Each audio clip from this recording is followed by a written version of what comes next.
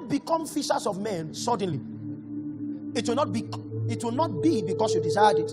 It will not be because hands were laid on you. You will go through process. Can you help me whisper to your neighbor that the making involves a deliberate process? So right from the beginning, God said, let us make man in our image. Let us make him look like us.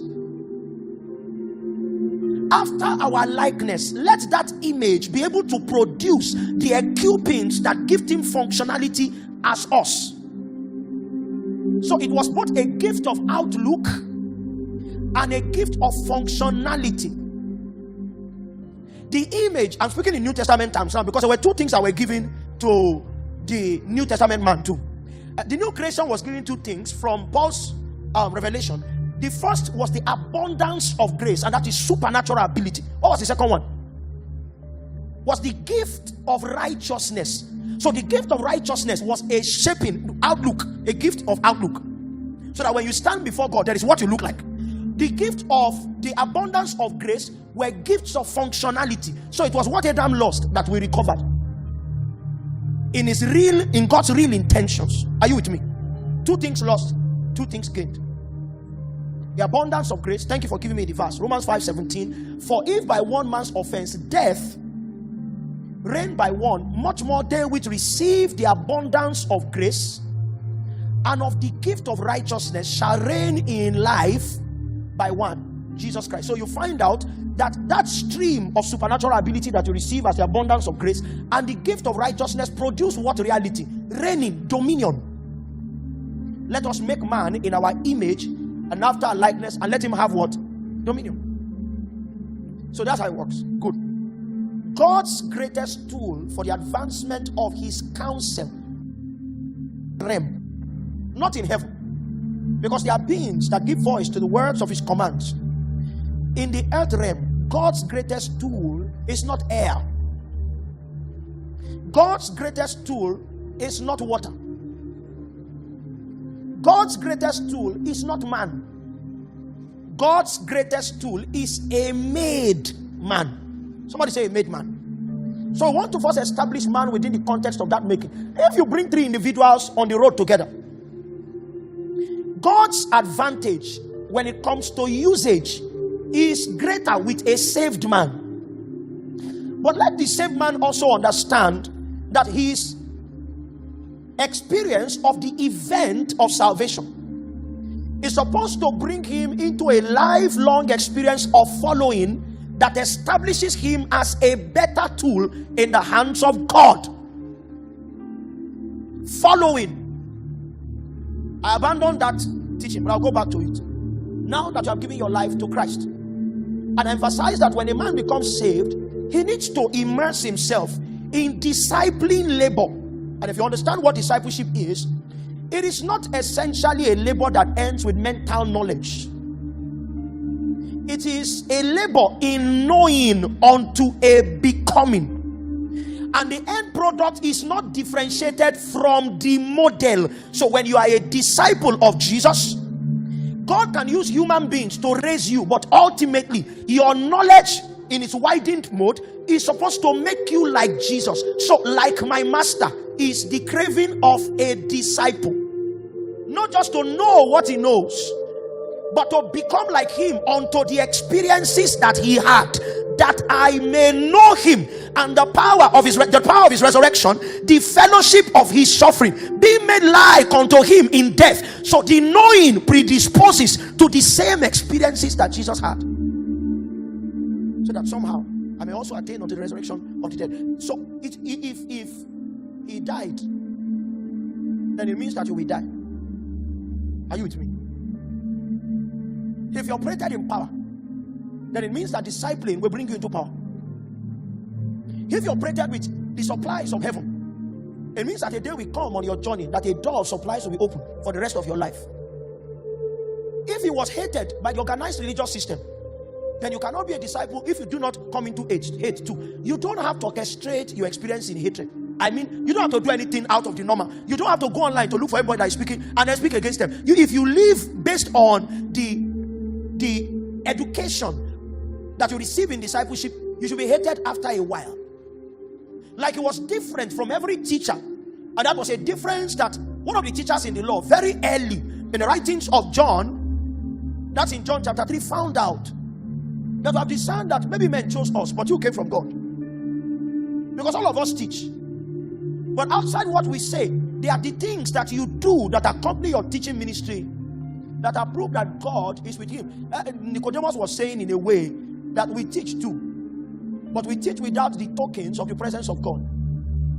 Are you with me? So it can be fluent, but the presence can be absent. And Jesus had to bring him into the gates of entrance into a place where he will do the things that Jesus was doing. So the response of Jesus, verily, verily, I say unto you, except a man be born again, he cannot see the kingdom, was Jesus making him know the things I do are not because I am in an exclusive class. If you are quickened the way I operate, into where I operate, you will also be able to do the things that I do. So we'll go back to that teaching in full. We'll go back to it in full. But what I'm trying to bring to us is that as you stay being discipled, you are equipped with knowledge, and you are opened up to the tools by which the kingdom is both established and advanced. One of the things that will happen to you is that you will become a better man in the hands of God. And all of those processes in reworking your soul, in re-engineering your body to be alive unto God, in gifting you a lifestyle and setting boundaries that make you look like Jesus, can all be captured within the capsule called the makings of God. So it is that man that has been made that is God's greatest weapon in the earth realm. Somebody say, a made man is God's greatest weapon in the earth realm. Now let's look at 3 verses of scripture, maybe 4. Genesis 1:26. The intentions of God to bring government to the earth realm. And if you understand what the errand of the government of the church is, it is so that earth can mirror heaven. That the days of earth in exactness can be as the days of heaven. That's the purpose of government. That assigned government that we would see in Genesis 1:26 was in the similitude of a colonial invasion. So there is a headquarters. Like when Nigeria was colonized, there's a headquarters.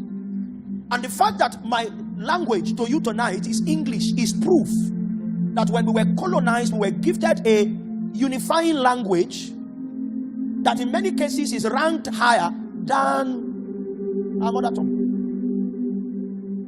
I'm sure people were speaking Yoruba before, I don't know too much history, speaking Yoruba before the colonialists came. And when the colonialists, and before the colonialists came, there was understanding.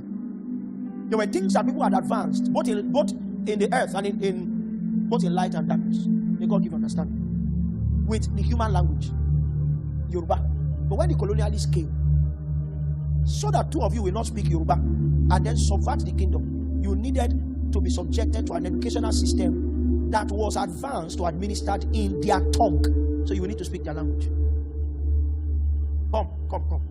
You look like a student when you're anniversary. Which day? May 18. Okay, so May 18, so that you do something for them. Now, the way pastor is dressed today is proof that the colonialists came. So even though his surname is Ayodeji, he has been beautified by colonial garment. And whilst colonialism has been broken, there was an adequate labor that the colonialists carried out. That even when they, in quote, somebody say in quote, relinquished control, in quotes, church is the pillar of truth. So on the street we can say that we're independent. But when you buy steel from people who don't have steel, and you have steel, it means that in your mind you are still colonized. Okay, don't know about the steel project. Don't worry. When you go to Kogi State and you're trying to access Benue from that side, you will see our national investments in steel that cannot work because it needs to be bought.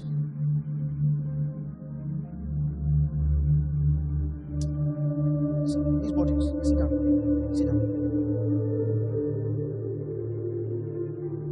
It's not a political thing. It is that people are not as patriotic as they claim to be. And when patriotism is not found in the places that should give examples of being patriotic, we bleed.